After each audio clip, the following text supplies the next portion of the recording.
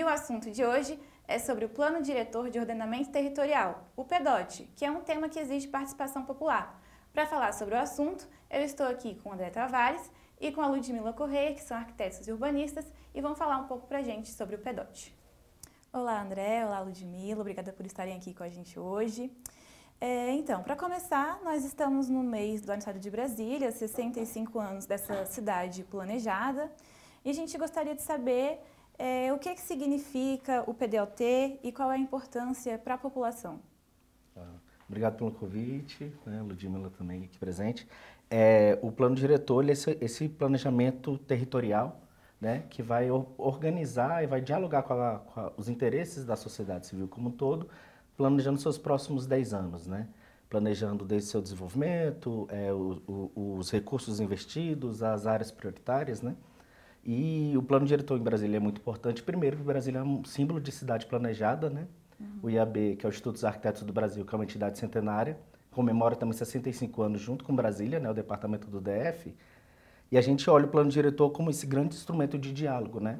Onde a sociedade civil vai debater sobre sua cidade, sobre sua realidade, ou vai colocar suas expectativas, né? E órgão público, os gestores públicos, junto com a sociedade civil, vão planejar, né, essa cidade para os próximos 10 anos. Ou deveria ser assim. E assim, o plano diretor é um instrumento que está previsto no Estatuto da Cidade, que é uma lei que regulamenta artigos da Constituição que tratam da questão da política urbana, né?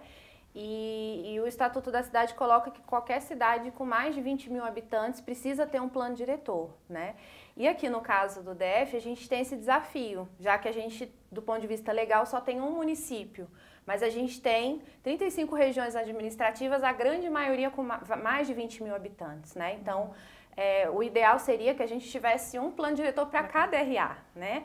Mas hoje a gente tem essa estrutura que é esse grande plano diretor, que vai incluir, inclusive, não só as problemáticas do DF, mas a articulação com a área metropolitana, né? Então, ele é um instrumento muito importante e que precisa, ao mesmo tempo, ter essa contextualização com as realidades locais, né? Porque a gente, do ponto de vista geográfico, climático, de ocupação, a gente tem condições muito diferentes pelo DF e essas especificidades precisam ser respeitadas, mas ao mesmo tempo tendo essas diretrizes gerais que vão ser trazidas por esse grande plano diretor, né? E então, por afetar a população diretamente, a população também pode participar? Ela deve, né? Sim. Como que a população pode participar?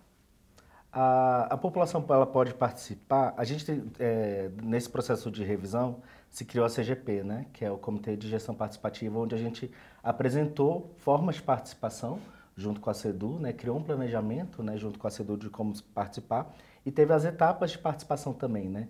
Algumas etapas foi das oficinas, as oficinas participativas, as oficinas por um PT, que foi um processo até que a gente foi bastante crítico, que era uma oficina que olhava para a macro-região sem muita articulação com o território, né? E depois para as oficinas por região administrativa, que a gente também foi crítico também pela baixa divulgação, né? E relação com os setores, lideranças locais, né? Teve uma má articulação. E agora tem essa fase de pré-proposta também, que a gente pede maior participação, escuta popular também, para a gente garantir o que a sociedade civil deseja, né? O que ela propõe para o Distrito Federal. E assim, a questão da participação social é um grande desafio, né? Isso assim, a nível nacional e provavelmente mundial, né? Então, lá em 2020 foi criado um decreto, né? Foi publicado um decreto que trouxe essa estrutura da revisão do PDOT de forma que não só tivesse os estudos técnicos, mas que houvesse a participação social, né? Então, o CGP que o André comentou, que é o Comitê de Gestão Participativa, ele tem esse papel de garantir que a participação social aconteça de forma efetiva, né? Porque muitas vezes a gente vê em revisão de planos diretores pelo Brasil que isso é feito de uma forma muito protocolar, né? Mas a gente entende a importância da população realmente participar e trazer as suas demandas, mas ter essas demandas traduzidas em propostas que vão ser incorporadas no plano diretor, né? Então, a gente tem feito ao longo desses 5 anos aí, né, diversas mobilizações no sentido de né, realmente garantir que essa participação aconteça e aconteça de forma qualificada, que a população esteja adequadamente informada, né? E atualmente as discussões do PEDOT estão em que fase? Pré-proposta. Está na fase de pré-proposta, né? Que teve a etapa de diagnóstico, e aí tinha uma etapa que era prognóstico, mas que ela meio que foi... que assim, era para cada etapa ter uma audiência pública, né? E aí a gente acabou tendo 2 audiências públicas do diagnóstico, porque a primeira audiência, ela não tinha as informações com as devidas análises e tudo, e aí a gente lá no CGP pediu que fosse feita uma nova audiência, e aí foi feita, e aí teria uma audiência pública para essa etapa de prognóstico, né? Que seria mais ou menos aonde a gente está, mas a gente já está caminhando, né, para a etapa de propostas efetivamente. Então vai ter reuniões públicas e audiências públicas voltadas para a apresentação dessas propostas. Então o que a população pode, de maneira mais efetiva, participar agora é conhecer as propostas que já foram apresentadas em algumas reuniões públicas. Hoje, inclusive, à noite tem a última, que vai ser lá na CEDU, tratando de participação social e gestão social da terra, mas o site está aberto, né, com todas essas propostas já apresentadas, publicadas, e a população pode comentar, pode aprovar ou desaprovar, ou aprovar com ressalvas, enfim, para que realmente haja uma apropriação disso. E uma outra coisa também, que foi aí uma mobilização nossa do CGP, é de as RAs terem um espaço, que a gente está chamando de as salinhas nas RAs, né? Mas não necessariamente é uma sala, porque tem RA que não tem espaço para isso, mas pelo menos um computador com acesso à internet e técnicos que possam dar apoio à população para entender o material que está colocado ali, para incluir a sua participação de forma mais qualificada. Ok. E essa revisão do PEDOT para os próximos 10 anos, ela termina com a votação pela Câmara Legislativa do DF, né? E lá também, será possível discutir e rever essas propostas? Ou uma vez lá, já é votação e entra em vigor? Tem até etapas anteriores também, né? Ela passa também pelo COPLAN, que é o Conselho de Planejamento Urbano do DF, que vai se criar a minuta, né? E destinar ela a CLDF, né? E no COPLAN também há a possibilidade de ter essa participação, né? O discurso público, na verdade, né? Porque o texto que vai ser direcionado para o COPLAN e que vai ser eleito pelos conselheiros, ele também cabe a pedir vistas do processo pela sociedade civil. Também cabe esse debate público voltar novamente para a sociedade, né? E também elaborar, né, o que vai ser enviado para a CLDF. E na CLDF tem esse espaço também, novamente, na Casa do Setor Público, né? Enfim, a Casa Legislativa ali, ter a participação social novamente, né? A questão toda é qual vai ser o projeto que vai ser encaminhado, né? Acho que é importante, nessa etapa que nós estamos ainda dentro da Secretaria, o que a gente quer passar de informação para a população, né? O que a gente quer mostrar desse projeto, desse plano diretor, o que ele vai ser benéfico para a população, né? Quais são os interesses que estão postos, né? Acho que isso tem que ser muito transparente no processo. E essa etapa é quando a gente consegue realmente discutir a concepção desse plano, né? Porque como a gente ainda não tem a minuta, pelo menos, né? A gente não recebeu ainda essa minuta e não está numa etapa de discutir a minuta lá no CGP e no GTI, que é o Grupo de Trabalho Interinstitucional formado pelo CGP e órgãos do governo, né? Então, além da CEDU, tem Secretaria de Meio Ambiente, tem IBRAM, tem Secretaria de Obras, enfim, diversos órgãos, né? Então, a gente está no momento de discutir conceitualmente como esse projeto pode ser estruturado, né? Como esse plano pode ser estruturado. E o que a gente espera é que quando entrar na etapa de discutir a minuta, que a gente consiga ver esse rebatimento, né? De tudo que foi discutido no GTI realmente sendo incorporado no texto de lei. E aí esse texto de lei, né, vai ser encaminhado para o CONPLAN. E, né, a gente tem pessoas da sociedade civil, é paritário, não é isso? É paritário, acho que são 15 da sociedade civil e 15 do governo, né? Então a gente tem a possibilidade, a gente tem o IAB, o CAL também faz parte, tem o Andarapé, que são entidades da sociedade civil que têm acompanhado de perto, né, esse processo da revisão e que vão ter esse olhar para realmente ver se está contemplando. Quando chegar na CLDF, a gente tem a possibilidade dos deputados apresentarem emendas, né? E isso é algo que a gente também precisa acompanhar muito de perto, né? Porque a gente teve a experiência do PPCUB, né? O Plano de Preservação do Conjunto Urbanístico de Brasília, em que algumas emendas até melhoravam, né, o texto de lei, mas algumas distorciam muito, né, o que estava sendo colocado ali. E felizmente a gente conseguiu que algumas dessas emendas fossem vetadas, né? Então é algo que a gente realmente tem que acompanhar de perto até o final, né? Até o texto final ser publicado, né? É uma maratona. Então, vocês como especialistas na área, qual é o principal receio com relação ao que já está posto e que pode sair com relação a essa lei? Eu acho que Brasília tem problemas estruturais, assim, desde uma segregação socioespacial, uma cidade que não favorece a mobilidade urbana, a gente tem problemas crônicos com a ocupação irregular vinculada à grilagem, a gente tem um planejamento da cidade que não prevê habitação de interesse social e nesse jogo, onde a cidade, o custo da cidade vai aumentando, a gente vai gentrificando, né? Tirando pessoas do Distrito Federal que não conseguem mais morar no nosso quadradinho. Então, o plano diretor, ele também tem que ser esse sinal combativo também, né? Ele tem que controlar a especulação imobiliária, ele tem que desenvolver para a gente alterar essas estruturas, né? Melhorar a qualidade de vida, a cidadania e também direcionar onde vai estar o recurso público, né? Recurso público, recurso privado também, né? Onde vai estar o desenvolvimento, né? E é muito dessa perspectiva de onde queremos chegar. A gente vai querer combater a segregação socioespacial, a gente vai querer combater a segregação, a gente vai querer combater a grilagem, a gente vai querer desenvolver a nossa sociedade, onde ela vai ter direito à moradia, à cultura, à mobilidade urbana, à qualidade de vida, o habitat, né, onde você mora e reside perto de serviços públicos, né?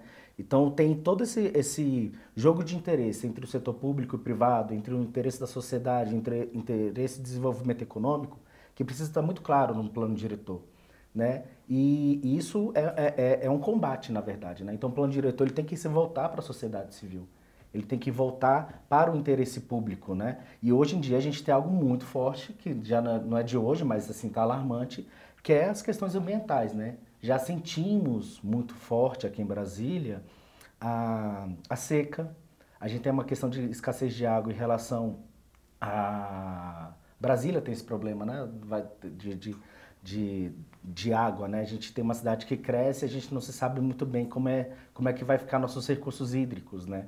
Então, tudo isso tem que estar dentro do plano diretor. Ele vai ordenar esse nosso futuro, né? Mas ele também olha para o passado e ele também trabalha com o presente, né? Então, essa é a importância, né? Eu acho que realmente, assim, a questão dessa desigualdade, né, social é um aspecto que é muito marcante, até no próprio desenho, né? Plano piloto, cidades, as RAs, né? Que já foram chamadas aí de cidades satélites.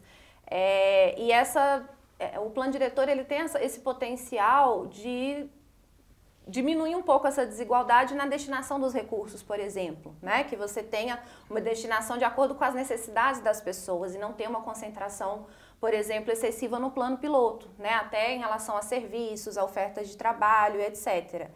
E, assim, a gente não pode esquecer que a gente está falando de um plano diretor que vai valer para daqui a 10 anos, né? E a gente está vivendo um momento no planeta, né, em que a gente tem que ter preocupações, né? Não é mais uma opção, não é algo mais, assim, que é coisa de ambientalista, né? A gente tem a preocupação com o enfrentamento às emergências climáticas, né? E essas emergências, elas vão ser sentidas muito mais pela população mais vulnerável, né? Então, até a gente pensar não só como que esses recursos vão ser distribuídos de uma forma mais justa, mas também que entenda essa necessidade e, por exemplo, haja percentuais de recursos que sejam aplicados diretamente na questão da mitigação, né, desses efeitos das mudanças climáticas. Então, a gente, assim, do meu ponto de vista, né, como urbanista, mas também como alguém que trabalha com as questões ambientais há algum tempo, é que a gente realmente tem um plano que responda ao momento que a gente está vivendo no nosso planeta, né? E que, como o André falou, o DF ele tem uma sensibilidade ambiental muito relevante, né? A gente está aqui no berço das águas, né? E quando a gente vê, por exemplo, o mapa de hidrografia do DF, a gente vê que ele é todo entremeado de cursos d'água. E onde não tem cursos d'água são os platôs que servem como recarga dos aquíferos. Então, né, a gente até às vezes assim, áreas de maior sensibilidade, tudo é sensível no DF, porque onde não tem diretamente a relação com o curso d'água, vai ter impacto porque você está nos platôs que vão recarregar, né, os nossos aquíferos. Então, não tem como a gente não ter essa preocupação, não só pela população que vive no DF, mas o impacto que isso pode ter no Brasil como um todo, né? No abastecimento de água no Brasil como um todo. Então, acho que é isso. Eu queria saber que a gente tem, assim, nós temos a população, que é feito para a população, então também tem a participação dela, mas quem que seria o principal antagonista, assim, da população de um outro lado, que tem os principais interesses, que tem a maior capacidade de mobilização ali, entendeu? Tem um livro muito bom da Raquel Ronick, Na Guerra dos Lugares, né? Que ela define muito bem que o interesse do setor imobiliário, o interesse da especulação imobiliária, e aqui no DF esse interesse da especulação imobiliária ele é gigante, porque ele já define terras que vão ser destinadas para construção civil, para classe média alta, onde não tem nenhuma responsabilidade social, né? Ele está ali prevendo que aquela área destinada vai ser para um grande empreendimento futuro, para pessoas do futuro, né? E sendo que a gente tem uma realidade muito concreta para poder atuar agora, né? Então a especulação imobiliária tem esse jogo, né? De olhar para a cidade sempre como um investimento futuro para atender alguém, né? E é muito sutil, né? A gente tem essa dificuldade de perceber onde é que ele vai estar atuando de fato, né? E a população, isso porque a gente é iniciado, né? O Beni gosta muito de usar esse termo, né?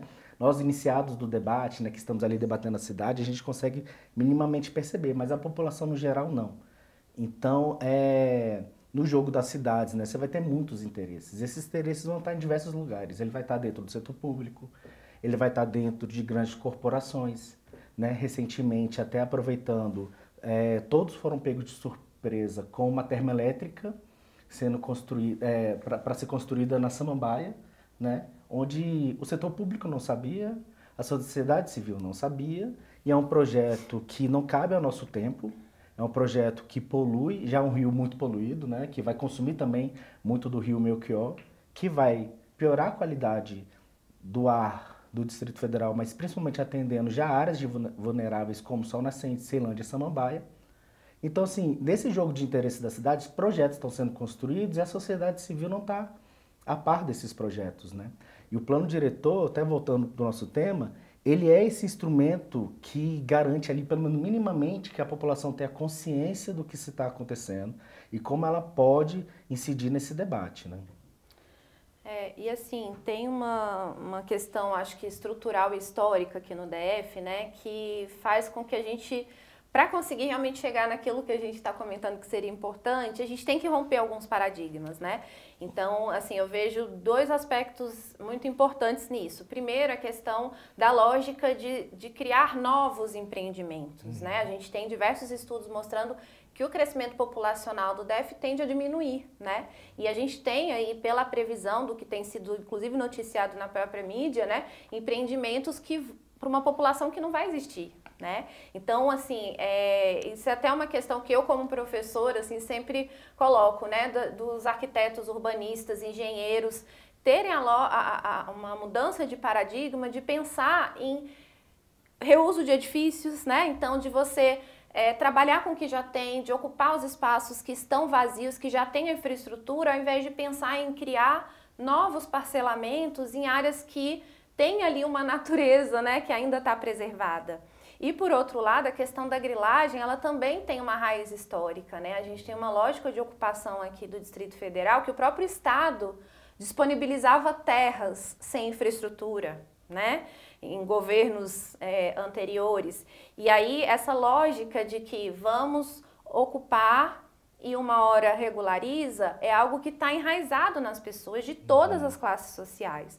A diferença é que para a população de mais baixa renda, normalmente não é ela que vai chegar e parcelar e ocupar esse lugar. É a grilagem, né? Então são pessoas que ganham, lucram com a venda de terrenos que não são delas e que, né, acabam fazendo que muitas vezes a população que está em situação de maior vulnerabilidade vá morar nesses locais porque não tem oferta, e aí entra um outro aspecto, né, da necessidade de oferta de moradia digna, e aí não tem oferta, então é o que nos resta, né? E aí, em vez de pagar um aluguel de R$1.000, vai pagar R$500 por um lote para um grileiro, mas vai construir de forma precária, muitas vezes em áreas de risco, né? Então gera uma série de outras vulnerabilidades que para o próprio Estado vai onerar muito mais, inclusive do ponto de vista dos recursos, né? Então são questões que precisam ser rompidas, né? E elas são estruturais. Então o meu receio particularmente é que a gente não consiga que essa mudança estrutural de fato aconteça. E muito do que a gente tem discutido no GTI, nessa revisão do plano diretor, não seja de fato incorporado ou seja barrado no processo, né, por conta dessa lógica que está estabelecida. Tem um ponto assim que é muito do que Ludmila traz, que é nesse processo da grilagem, a população em vulnerabilidade, né, a de baixa renda, ela paga caro para conseguir o seu imóvel devido à não oferta de habitação de interesse social no Distrito Federal. E ela vai pagar caro financeiramente, ela vai pagar caro com a sua saúde, né? Porque locais precários, com habitação precária, isso repercute diretamente com a sua saúde mesmo, saúde física mesmo, né? Mental também, né? Você também tem, e mesmo não sendo em áreas vulneráveis, uma população que cada vez está pagando um aluguel mais caro no Distrito Federal. Hoje, em áreas sem tanta estrutura, a gente consegue ver que R$1.000 é uma média que a população de áreas não centrais está pagando de aluguel no Distrito Federal, né? Então, isso pesa no orçamento, né?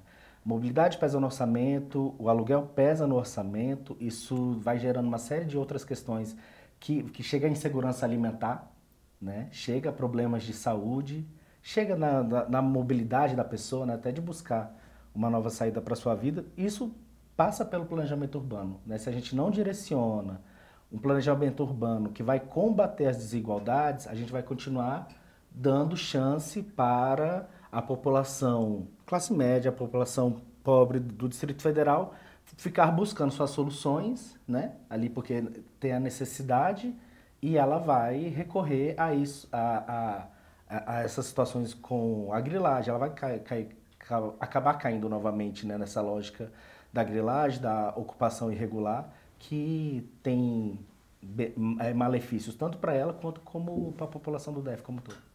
E tudo isso pode ser ordenado, digamos assim, com o PDOT. Sim, as diretrizes, né, podem ser trazidas por ele.